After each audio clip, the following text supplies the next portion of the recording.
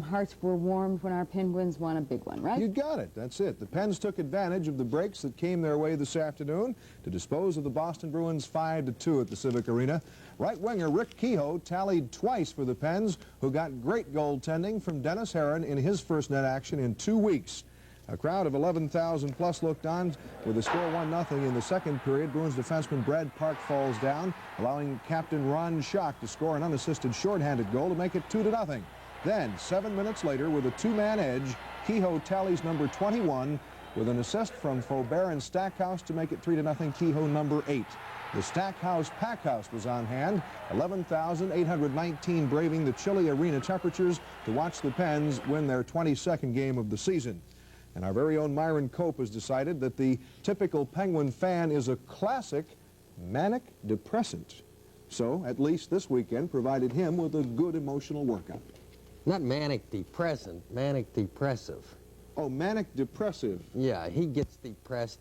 He doesn't depress somebody else. Oh. Well, maybe he does, but it means up and down, you know. Oh, really? Yeah. Okay. Would you explain that, please? Yeah. I'll sit here and watch you. I learned that in Psychology 1.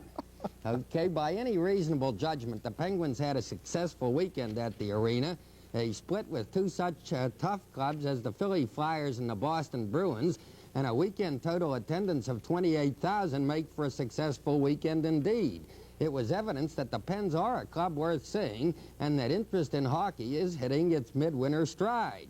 Meantime, one thing we've noticed is that hockey fans, at least Pittsburgh hockey fans, are possibly the most manic depressive fans in the kingdom of sports. When the Penguins play well, their fans go berserk with joy, but when the Pens smell out the joint, as they did last night, their fans ask themselves what they're doing there and why they haven't sworn off the Penguins for life. It's as though they expect the Pens to be at the top of their game every time they hit the ice. Although, come to think of it, maybe that's not too much to ask, considering the salaries that hockey players are paid. At any rate, the increasing frequency with which the Pens have been winning is, of course, the best tonic for their manic depressive fans. And speaking of those fans, it occurred to us while watching Saturday's game that one thing hockey might do for their fans is put the names of their players on their shirts. Visiting teams make so few appearances in each town that hardly anyone knows all the players on site, yet hockey persists in the ancient practice of trying to sell every last program at the expense of making it easy for the customers to know who's on the ice. This, mind you, at a time when hockey's trying desperately to develop new fans. It tells you something about the 19th century leadership that hockey gets from Clarence Campbell's league headquarters.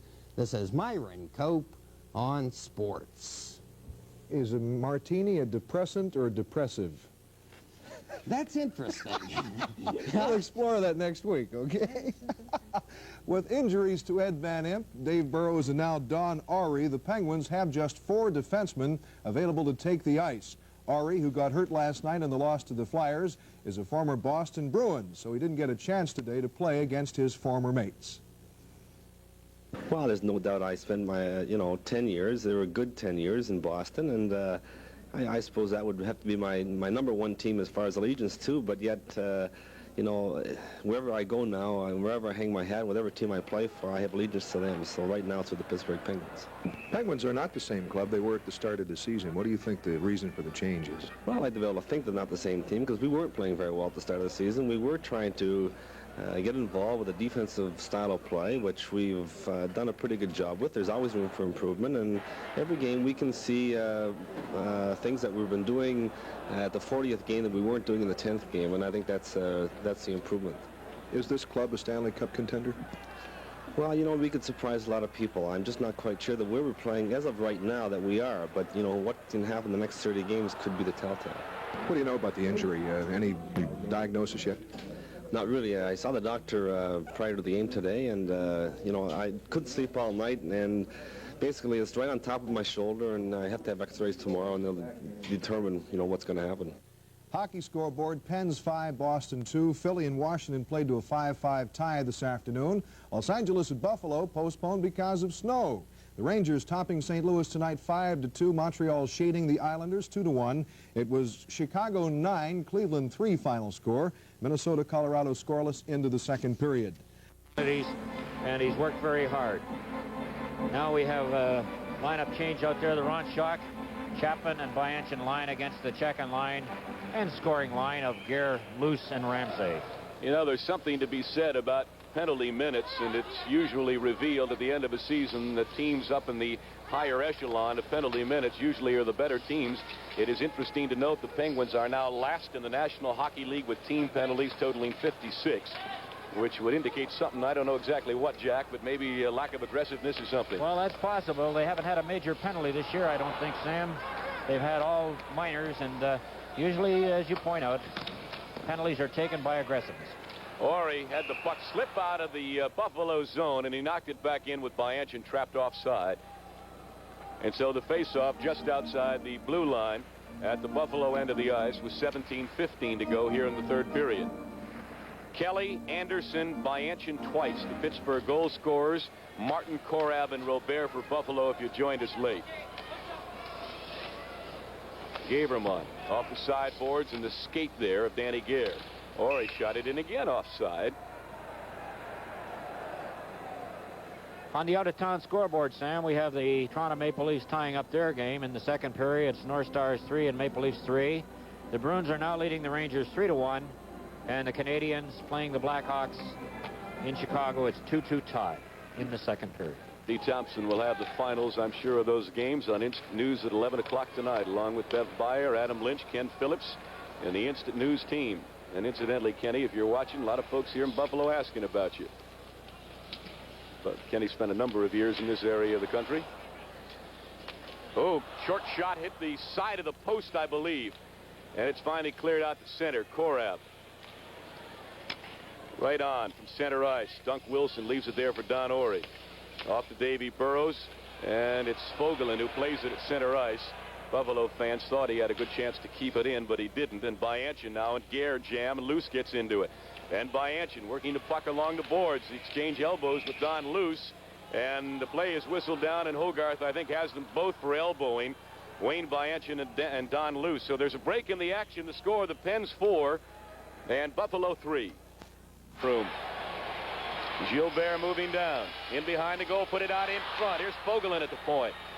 Tipped off his stick by LaRouche. Pierre fighting for it. Got it to Keogh and back to LaRouche again. He's looking for help. Anderson wisely trailing the play, but not getting himself too much out of position. Here's Pronovo just coming over the boards. Good check by Korab, who keeps him away from the puck. Crony finally gets into the corner with Korab, and they tie it up with 30 seconds to go. You're watching Penguin Hockey on your instant news station, WIIC-TV, Channel 11 in Pittsburgh, Pennsylvania. With Jack Riley, this is Sam Nover, our second telecast of the year. And I hope you'll be around on Friday night, November 26th, when we broadcast out of that great complex outside of Cleveland. Well, that's right. And, Sam, as you pointed out to the fans who tuned in late, we had 5 goals in the first 4 minutes and 45 seconds. 2 in the first 41 seconds. The Penguins were down 1-0 after 13 seconds of the first period. However, at the moment, which is the most important, they're ahead 4-3.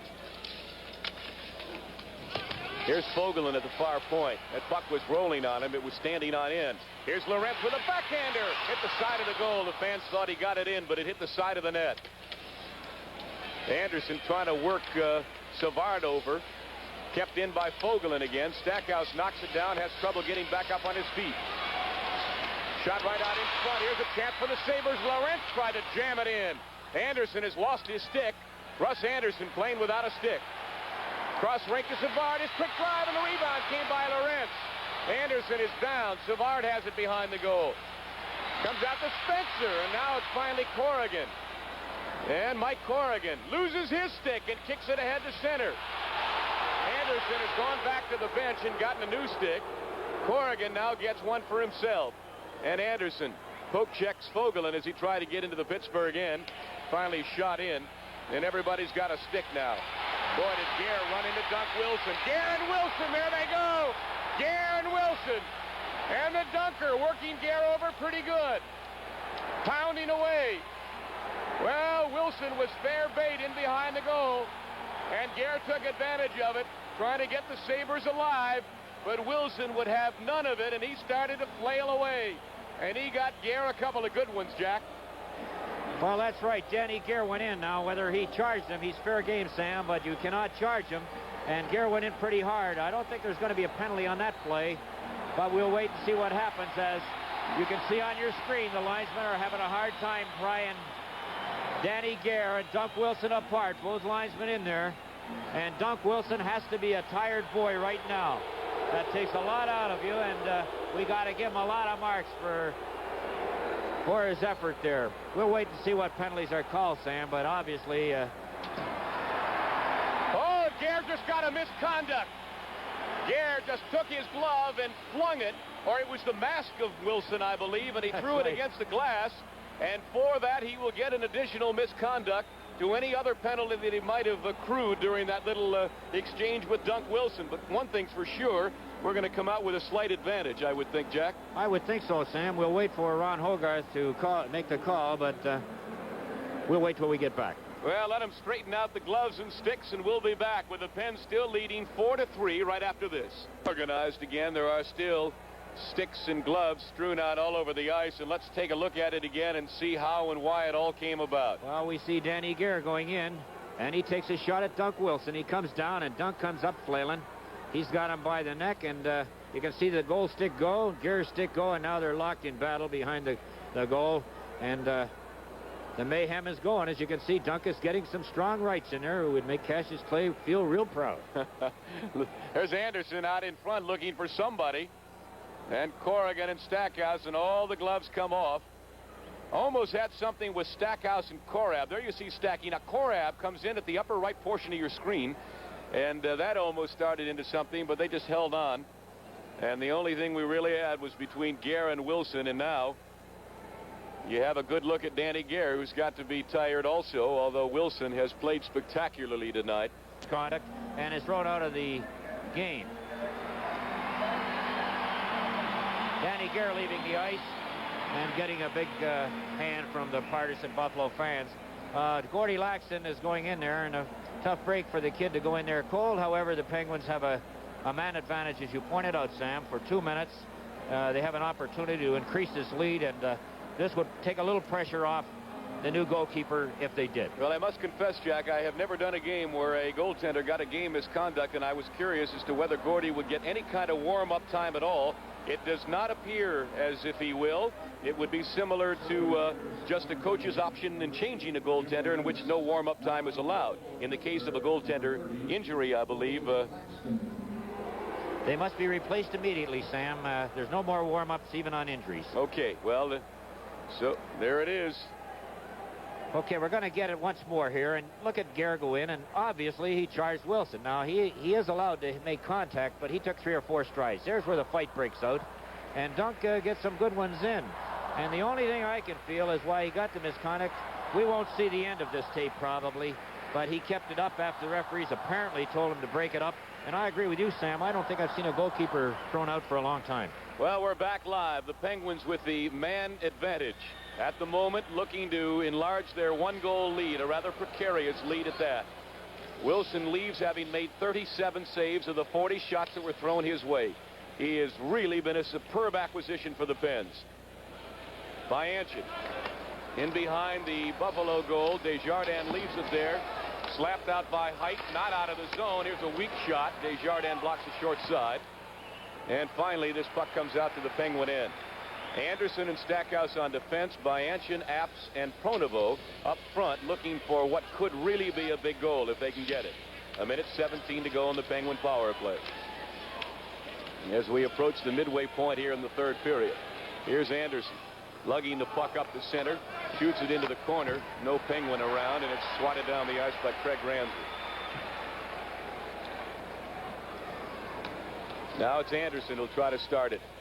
Near side to Pronovo. Goes in behind Gordy Laxton.